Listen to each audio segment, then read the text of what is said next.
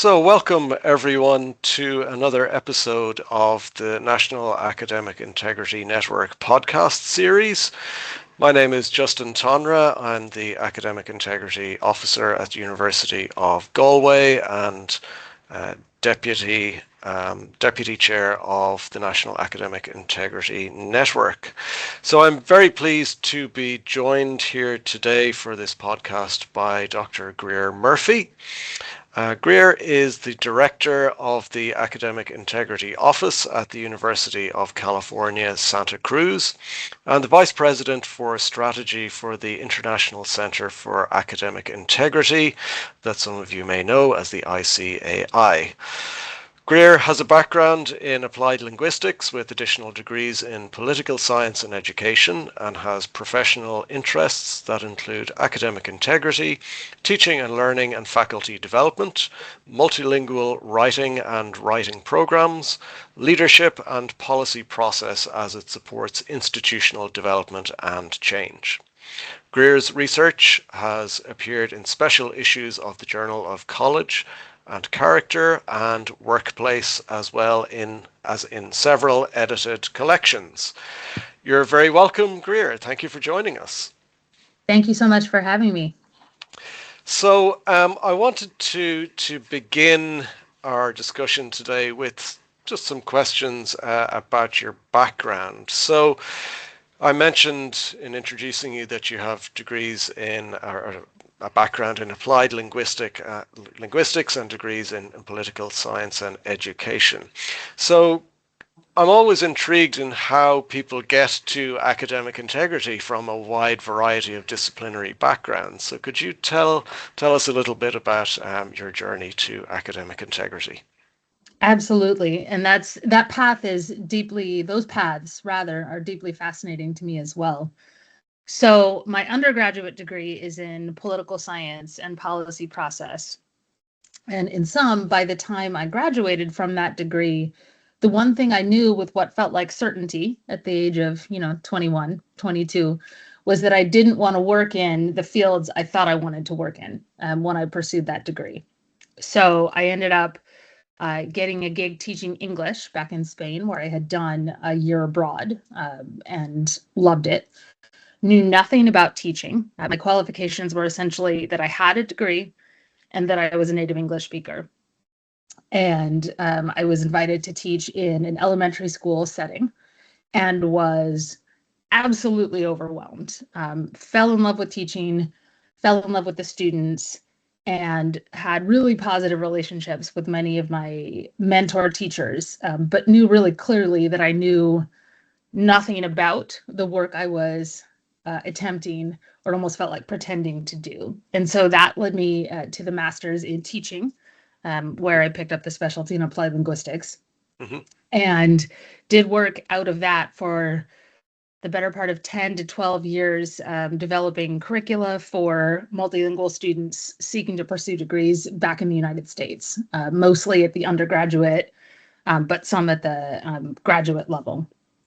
And so when I was doing that work, I decided to pursue a doctorate, and in developing a kind of an area of study for that, had a conversation with my dissertation advisor where she sat me down and essentially said, look, your focus, faculty development, the teaching of writing across the curriculum, the way professors who weren't trained to teach much less teach writing, the way they navigate issues around source-based writing and writing instruction, you're in the right area, but you need to put a finer point on this. And I said to her, well, what do you mean? And she said, you need to write about plagiarism.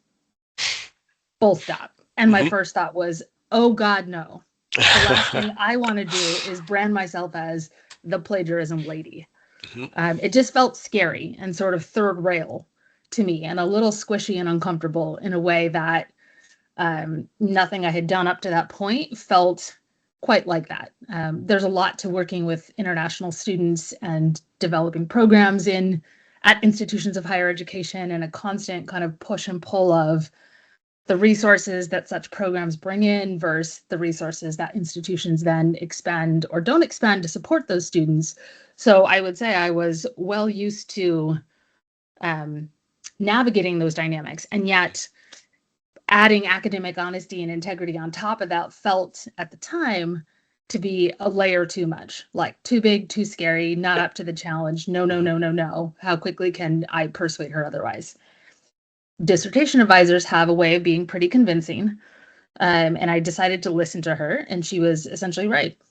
So I did put that source-based writing, attribution, plagiarism focus on my action research dissertation. And not too long after that, got a job that at the time was a 50% split between traditional faculty development, whatever that means, and academic integrity focused work, supporting both students and faculty. And that was at the University of Rochester in Western New York. I was there about a year, and then the COVID-19 pandemic hit. And the institution realized pretty quickly after that that a 50-50 split wasn't going to set up the institution, the students, the faculty, all of us as we were navigating the challenges of emergency remote instruction to do academic integrity well. So it was at that point that the role converted to full-time academic integrity, which was most of what I've been doing anyway, to be honest,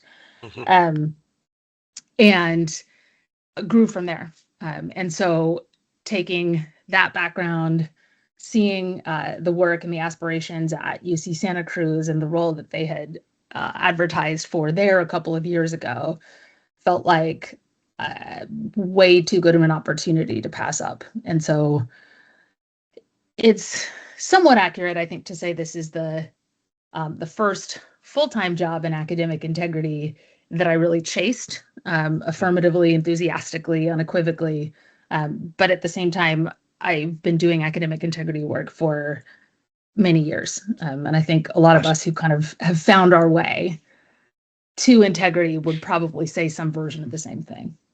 Yes, I think so. That rings true with a lot of the stories I have heard from people whom I've asked a similar question to, and you know the backgrounds that people have can be so diverse, but there are often common threads or little areas of similarity that are in there that you have as well.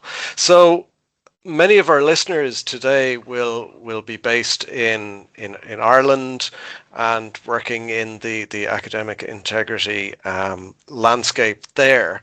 So what I wanted to ask you next is if you could describe what the academic integrity situation in UC Santa Cruz, your current institution. What does that look like? And tell us a little bit about the work of your office there, please. Sure, of course. So the University of California Santa Cruz is one of, I'm going to say 10 campuses in the University of California system. I absolutely hate if I've gotten that number wrong by plus or minus one, but I do believe it's 10 off the cuff. We are only the second of those campuses to have an independent, freestanding academic integrity office. The other, of course, being our sister campus at UC San Diego, which is where Tricia Bertram-Gallant has been and really built academic integrity in the United States for the past 19 years. So a couple of years ago, as I mentioned, the UC advertised for a job to found the Academic Integrity Office. And in the search process, I came to find out that what that meant was, of course, academic integrity work had been happening at UCSC, at Santa Cruz, for quite some time before that. It had been, and still to a degree is, distributed kind of organizationally across 10 residential colleges that make up the undergraduate population at UCSC. And there are different administrative leadership structures, including a position that our campus calls provost. It's a bit, and a different structure might refer to it as a dean position, but at any rate, a position of administrative leadership that had been doing the lion's share of a little bit of education, but really because of time and bandwidth, the most of their time that these provosts spent was on the misconduct resolution aspect of academic integrity work. Right. And so coming off of not just the COVID-19 pandemic, but then, of course, the wide release of ChatGPT and other generative artificial intelligence tools.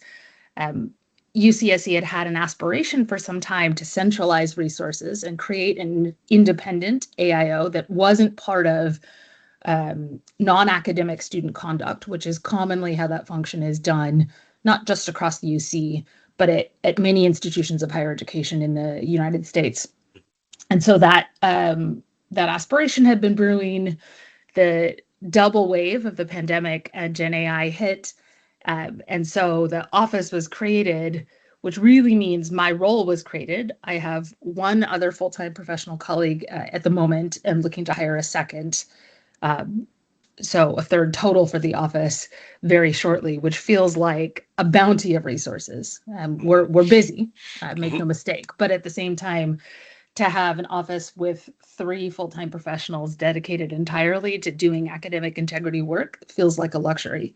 And so our mission from the beginning was to, I would say, to kind of define, centralize, and expand not just preventive, preemptive, proactive work, discouraging misconduct, if you will, but also the reactive, not in a pejorative way, but the reactive resolution.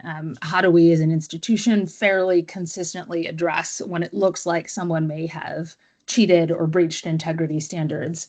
How do we respond? And how do we do that in a way that upholds not only the integrity of the degree and the institution, but the integrity of the person who committed the breach's academic future and academic path? And so that in a nutshell was it. I will say, by way of wrapping up the response, that we placed a high priority within the first year to year and a half on developing curricula for educational responses. Not to say we haven't been able to adjust policy, and I would argue investing in the education, both before, preventive, and after education, has been a big part of what has helped us redefine the work and helped the academic community at UCSC be comfortable with some of the policy revisions that we've then been able to make happen. I don't think we could have done the policy work without investing in the educational options first.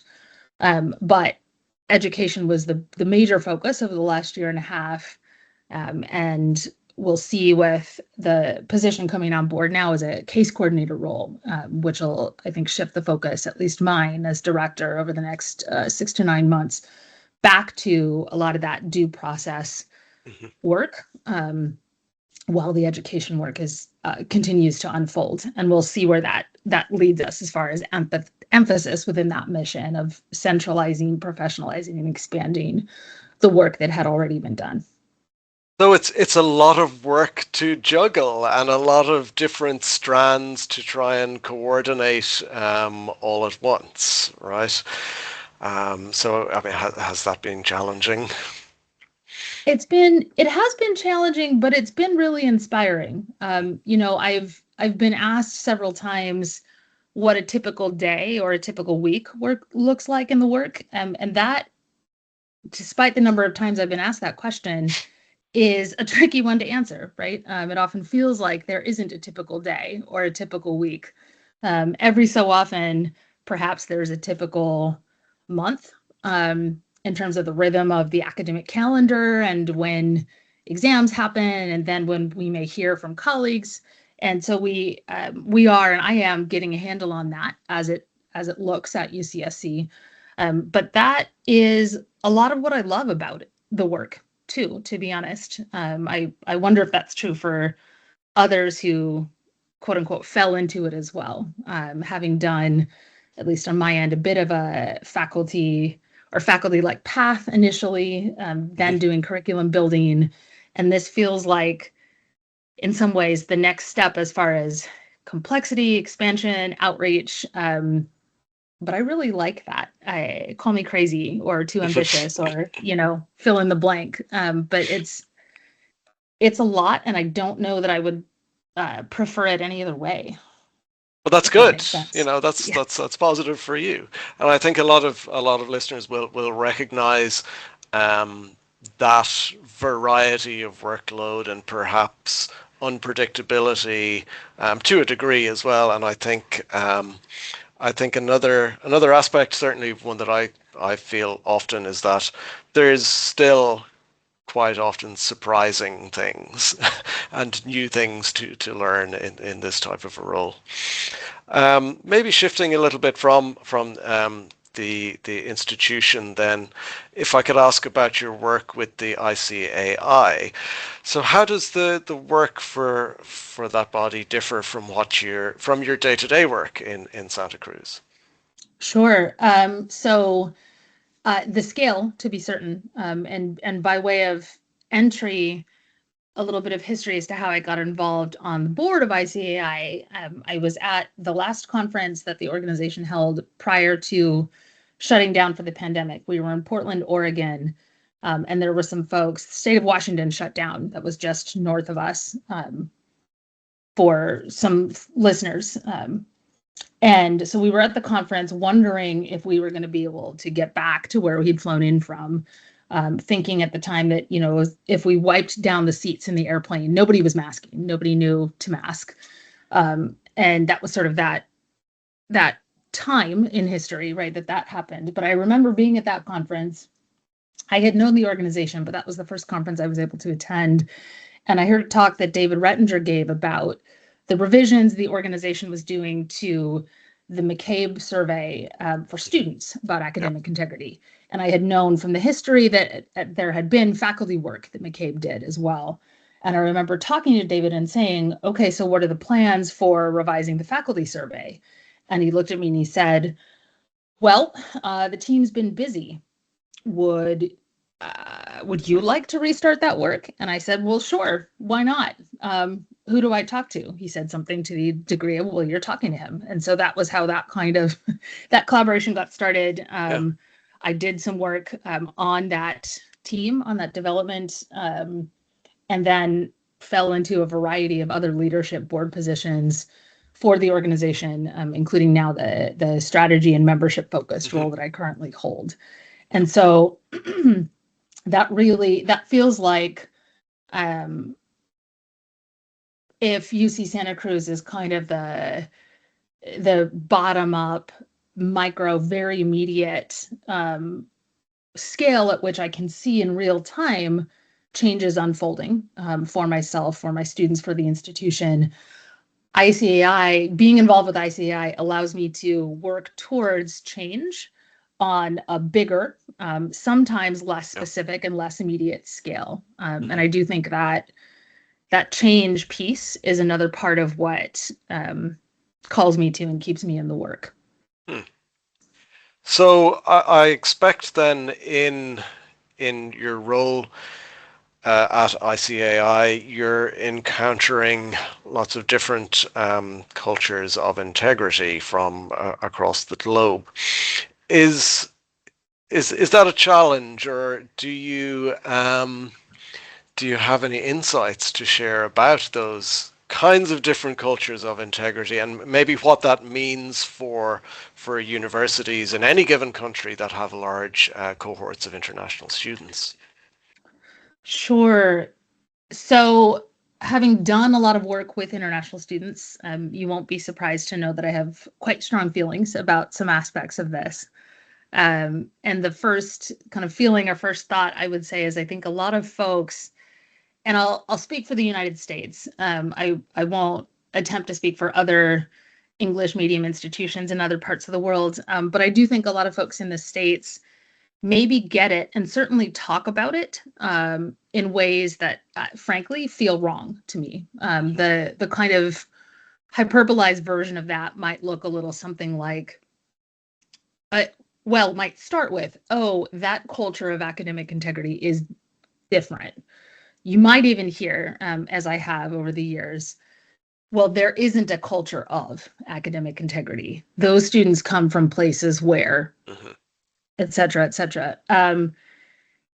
And coming from applied linguistics and the teaching of writing and teaching of English, there's research literature going back to I think of a famous piece from the 1980s where an English teacher went to China and was teaching a reflective assignment that students memorized text out of a famous piece of Chinese literature, reproduced for that assignment, and then expressed to her that that didn't seem wrong to them.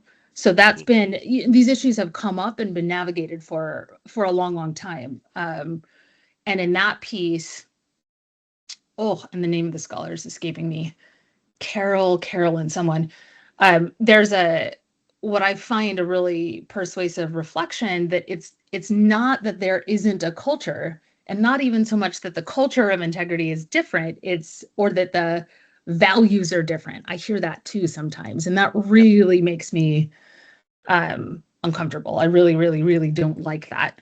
And I think I'm generalizing now, to be fair, but I think the inability to distinguish values from the application and practice of values, and live in a space where, okay, the application may be different, but on what grounds do we say that folks whose backgrounds and preparations are different, from ours, what grounds do we have to say that they don't have values or don't practice them as much as we do, or don't practice them in the same way? Okay, so that's the world of philosophy and ideas, kind of. Then that meets the kind of smack reality of, okay, but folks are here and we're trying to come together across student and faculty lines, particularly, let's say, when it comes to academic integrity, in clarifying and then hopefully most of the time conforming to expectations. And so that's, of course, where the real challenge comes in, where I think it's appropriate to talk about difference and to navigate, okay, how do we achieve clarity together, not elevating one perspective over the other. And I do think that there's a challenge that exists. Again, I'll speak US specific, although I suspect that this is worldwide too.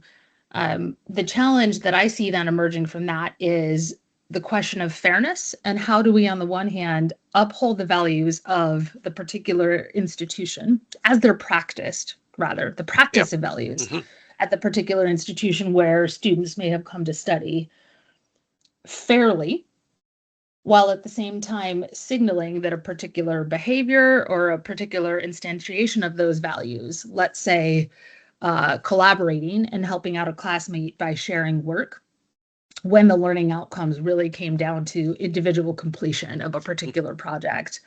How do we signal to a student, okay, by the practice of the values we as a community have agreed to hold dear, the particular behavior that you exhibited doesn't fit with our definition of how to exhibit that. And so as a result, there are some consequences we're going to apply to the situation, but that doesn't mean you don't share these values. That doesn't mean you lack integrity. That doesn't mean necessarily any of that moral, ethical failing stuff that either students can bring to the conversation, the sort of sense of shame, blame, doubts about belonging that can so much inflect the resolution parts of the work we do. But it does mean that there were expectations here that weren't met. And so as a community, here's how we restore trust, and here's what that path looks like so that we can be whole again, all of us, you, me, the faculty member, the entire institution. And that the more varied a student's background, the trickier that can be. And so I do think it's fair to acknowledge cultural difference in the work. And hopefully we will continue, we being, I suppose, US higher education, get better at doing that in a fair and nuanced way. Yeah. That's a very thoughtful response and a way of approaching this challenge. And of course, it is fair to say that these types of conversations are happening with domestic students, for want of a better phrase, as well, who find themselves in breaches of these kinds too. And so that kind of educational restorative approach is, I think, apt regardless of one's background. But certainly it is a challenge to convey this message so regularly throughout the year, or to get it, I guess, to reach as broad a constituency of students as possible. Some of our listeners now, just on some of the responses you've been talking about, and I've mentioned already once or twice that these will, ring true very much with listeners in Ireland. I think some of the listeners will be interested in hearing from your perspective as an outsider and an ICAI board member, about your perspective on developments on academic integrity in Ireland in recent years. Sure. So I will confess, I did a little bit of ChatGPT research just to sort of shore this up yesterday as I was thinking about our conversation. Duly acknowledged, of course. Yes, indeed. And I was told it was specifically the AI function in Google, because of course, when you search anything now, it gives you AI inflected output, whether you want it or not. Comparing and contrasting the culture of academic integrity in Australia and New Zealand as compared to Ireland. Because I'll say the fairly common thread, and I'll come back to that point and to the question that, in fact, I think I have for you, Justin. But by way of doing so, the common thread that I would say folks in the United States are quite rightly jealous of, I don't think that's too strong a word when it comes to academic integrity work, so a couple of things. The quality assurance and accreditation link and piece, that's a tie that kind of functionally doesn't exist in US academic integrity work. And I think that's such a strength of what I understand about the way academic integrity work happens across other parts of the English-speaking world, Ireland, of course, being part of that. And then the networked and kind of coordinated approach feels like that's common to both Australia, New Zealand, and Ireland. And that's a piece in the United States that we don't have in quite the same way, given our history of how integrity work grew up, so to speak. One big tradition or one big strand of it coming out of the pedagogy, teaching and learning, faculty development space, but then another big strand coming out of non-academic conduct, student development, student affairs. And it feels often in the States, or at least for someone like me who has a big foot planted in faculty development and kind of a little toe dipped in the waters of student conduct and student development, that I'm trying to get those two sides of the family to talk to each other. I see, so let alone the kind of accreditation, quality assurance, be that by an external body or be that by units or divisions within an institution, getting that link established would be, again, very broadly writ large, would be the next conversation. I think it would be important for the United States to have at scale, which isn't to say there aren't efforts. A particular fellow board member of ICAI, and actually a co-author on that policy paper with me, Courtney Cullen, does now professional work in quality assurance, institutional assessment, institutional effectiveness, and very much maintains her work in academic integrity. And I think there's real promise there. And that feels like the missing piece that we're so envious of. I'll speak for myself that I'm so envious of when I think about the culture and the work as it happens in places like Ireland. So that's really interesting to hear and gratifying as well, because of course the National Academic Integrity network is hosted by Quality and Qualifications Ireland, the Quality Assurance Authority for Education in Ireland. I do agree that there are still more efforts that could be done at a local and institutional level in terms of embedding quality assurance measures related to academic integrity within individual institutions.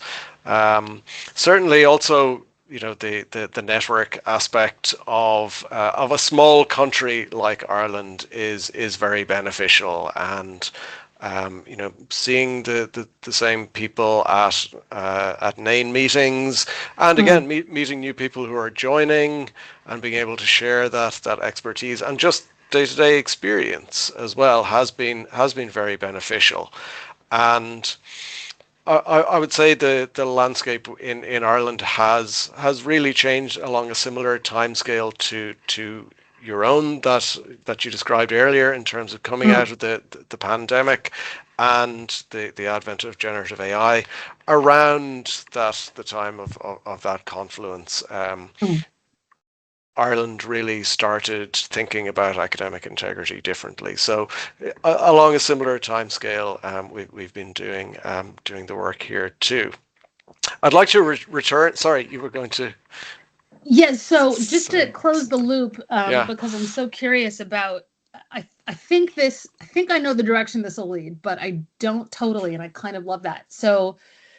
To close the loop on the AI search function of Google, a piece of what I mentioned, I got the distinct impression yesterday, which doesn't totally sound like it's fitting with the response you just gave and kind of where our conversation was flowing, that comparing and contrasting a country like Ireland with others like Australia and New Zealand, that TEXA, of course, figures large in Australian academic integrity work. Sure. But the contrast AI was drawing for me yesterday was that integrity work is bolstered sort of externally, kind of, I think Google may have used the phrase top down by TEXA in Australia and New Zealand, whereas NAIN and other bodies, QQI, I suppose, in Ireland, was framed more as a bottom-up kind of grassroots approach to academic integrity. And I made a note to myself and said, I want to ask Justin about that.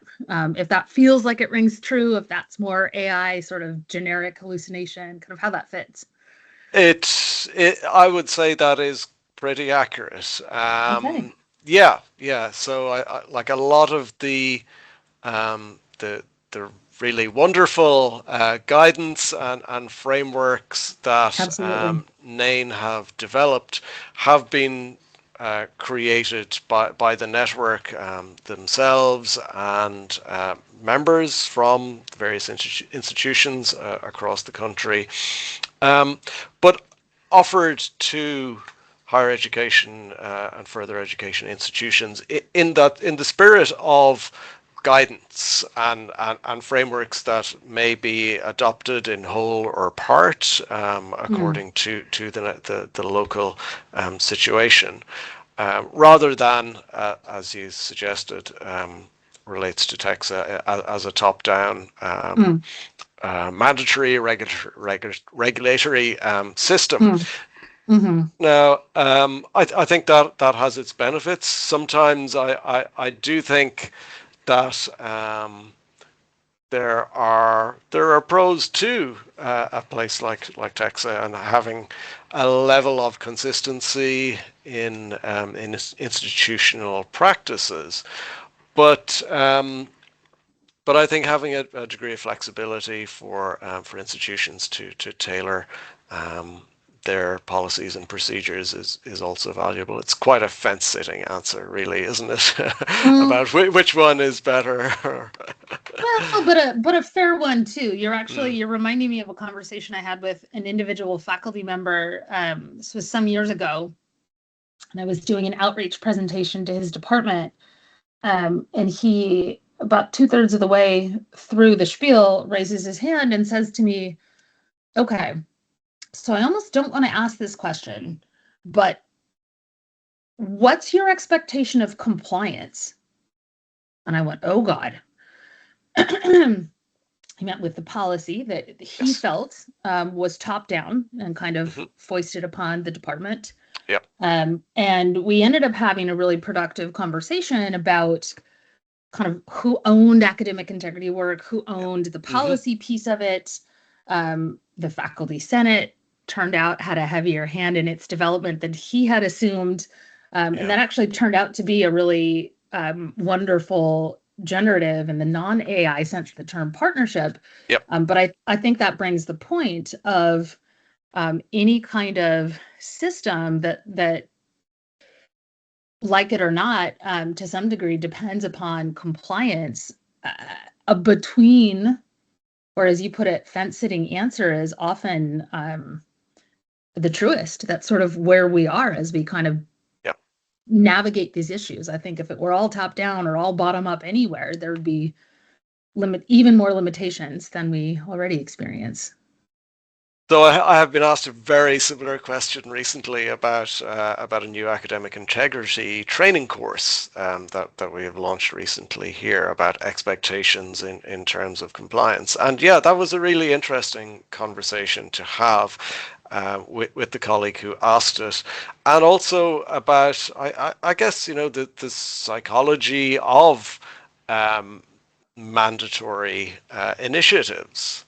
And when you're trying to articulate the positives of strong cultures of academic integrity, those don't tend to be based on compliance and No, they sure don't. mandatory mandatory completion of training courses. It's really trying to appeal to intrinsic motivations and those That's right. six fundamental values of the ICAI, things like truth and honesty and so forth. And so you want to believe that those will motivate people to do what's right. That's right. Yes, I mean, I do think there's a little bit to the change management piece of sort of Hmm. pushing and leading and being at the forefront. That's not the same as top down, right? Yeah. But Yeah. looking to do a little bit of both and sort of being on the edge of here's where the culture may be leading us while acknowledging enough flexibility. I was also in a training at the start of the academic year here at Yeah. UCSC where it was a group of about 25 lecturers, and it was well clear to me that very many of them had experienced academic integrity breach or breach adjacent issues in the past that had gone totally unreported. And Hmm. that's not Yeah. to mark them out as anything special. Underreporting and trepidation about engaging in the reporting or formal resolution process is a well-documented phenomenon Hmm. worldwide. So Yeah. the last thing that felt productive in that conversation and that would be productive in conversations like that generally, I think, would be to respond in a black and white, well, this is the policy, you have to comply type of way. Yeah. That would absolutely have tanked the Yes. conversation and the culture. Yeah. And so learning to live in that in between as academic integrity professionals, right? Of sitting with the quote unquote discomfort of, okay, someone has just told me to my face that they don't do the things our policy espouses as things that should be done. Um, where do I go from here? How do I say, well, here's why the policy has these expectations while making room for all of the often very valid reasons that informed their choice to not do what the policy says they quote unquote should. Hmm. I think Um, diplomacy is a valuable characteristic of someone working in this area. Diplomacy, super. well, yeah, diplomacy, but also I think being able to clearly and firmly articulate those things that you just mentioned. That's right. Yes, that does make me feel sometimes that my undergraduate degree in political science was perhaps, in retrospect, more relevant to the work I do now than I thought it was going to be when I left the field. So we've talked a good deal about comparative contexts, and I know that lots of our listeners will know your article on inconsistent access, uneven approaches, where you've surveyed existing academic integrity policies in the US. But for people who are unfamiliar, I was wondering if you could tell us a little bit about that and maybe some of the key findings.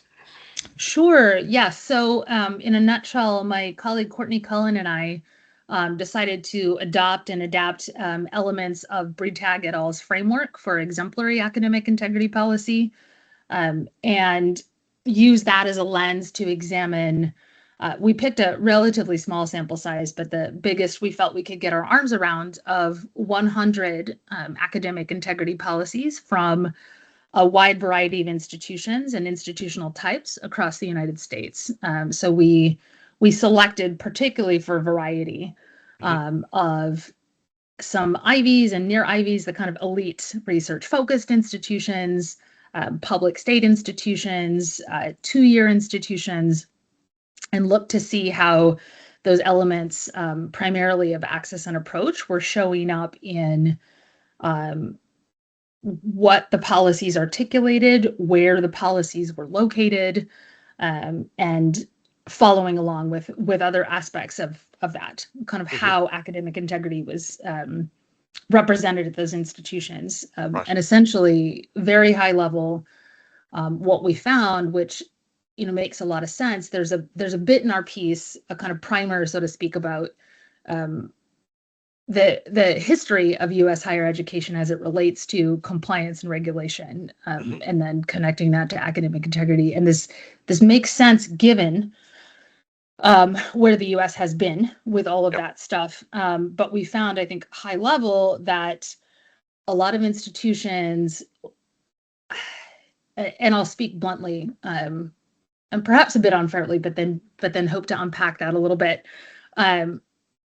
A fair number of institutions lack, I would say, either the imagination or the resources to articulate policies that are, to an external reader at least, which we were as researchers, that do more than the black and white compliance-based thou shalt not tone of academic integrity that we know, and as you and I were just talking about, it doesn't work, doesn't motivate, doesn't eliminate the things that it perhaps seeks to eliminate. So that, when an institution hasn't had the vision or the resources to take a nuanced perspective on academic integrity work broadly, much less a policy document particularly, when that work has only been able to be about compliance, it makes sense, I think, that a policy would read as being very stark and very punitive, and perhaps calling back to a history where that lack of nuance. I don't think this was ever quite as true as folks may have thought it was at one time, but where a lack of nuance maybe made more sense given who college students were, less diverse, more homogenous backgrounds. When higher education was a different thing, policies and policy documents looked a certain way. And with access to higher education expanding in the US as in other places in the world, that makes less and less those narrowly focused top-down policy documents make less and less sense given the more diverse the population is getting. And so we found that across largely these institutional types, there hasn't been as much evolution either towards consistency, so where an institution might, in the opening paragraphs of its academic integrity policy, espouse a restorative educational approach, but then go on to use terms like guilty and other criminal justice inflected language, where an institution hasn't had the opportunity, the resources to create that consistency. because there's not an infrastructure behind it, then of course that would show up in the policy document.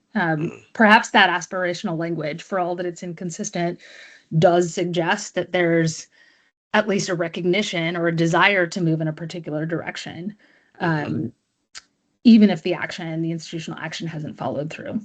So that was a major finding of ours. Again, like I said, across institutional type. Yeah. And some of the membership of NAIN in Ireland is quite diverse. From, again, it's a small country, but we have membership from traditional universities, technological universities, and it has recently expanded to include further education and training colleges. So, that's great. Members of NAIN will recognize some of the issues that your article has brought up. So it is really very well worth reading. And some of the things you've talked about there, some of your findings, are challenges that some of the working groups within NAIN are currently grappling with. So you do want your guidance document and frameworks to be reflective of the membership of your organizations, but you still want them to be meaningful. So there is a real task of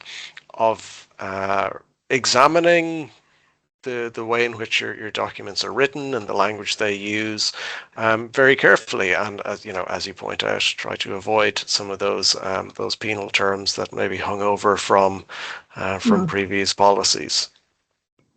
So you've been very generous with your time. I'd like to kind of circle back to something that you brought up at the beginning, when you talked about your route into academic integrity.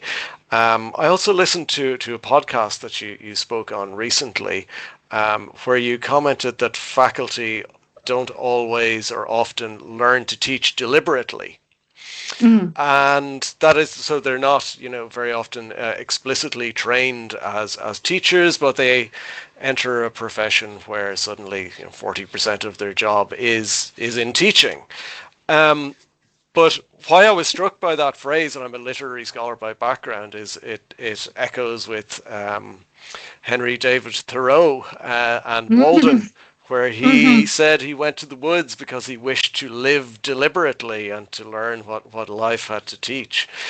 So I found it a very striking phrase, and I wanted to ask if you had academic integrity advice for that overworked individual academic, because the modern university offers very little time for the kind of quiet deliberation that Thoreau enjoyed in the woods. Oh, that's interesting. I quoted Thoreau in my high school yearbook, actually, not that quote, but a different thing that he wrote, and yet that completely was not on my conscious mind in having that other podcast conversation. Okay. So that's lovely to have you point that out. I really appreciate that. I would start with acknowledging the huge amount of privilege that's involved with finding that quiet space. And so for the modern academic, starting with grace. Give yourself grace for not having had that space up to now, and for the challenges, because undoubtedly there will be challenges, of carving out that space or pockets of it going forward. And start where you can, right? So it might be as simple as making time to read a book. Trisha Bertram Gallant and David Rettinger's The Opposite of Cheating, which, disclaimer, I reviewed a copy of when it was in manuscript form. And so you won't be surprised. Aha, excellent. Yes.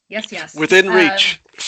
Yes. You won't be surprised to know that I enthusiastically endorse it. But whether it's that book or some other, read one book, one chapter in one book, join a book club if you can, tweak one assignment, one syllabus for one course you teach.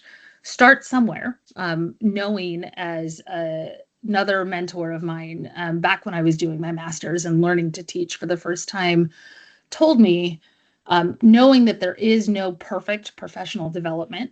And I would say that that's true with any aspect of faculty work, but maybe teaching particularly.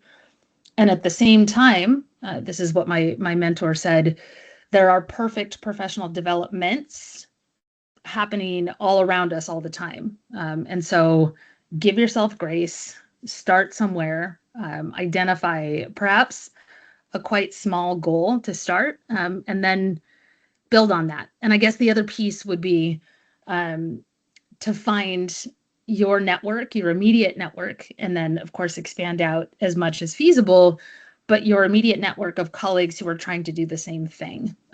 It will get a lot less lonely, and I think a lot more sustainable. If you dig in as an individual, yes, but stay connected to community while you're doing that. That is really terrific advice, and I think a great place on which to end this podcast. So, Greer Murphy, thank you very much for joining us, and thanks to the listeners for tuning in to this episode of the NAIN podcast. Thank you so much, Justin. Really enjoyed our conversation.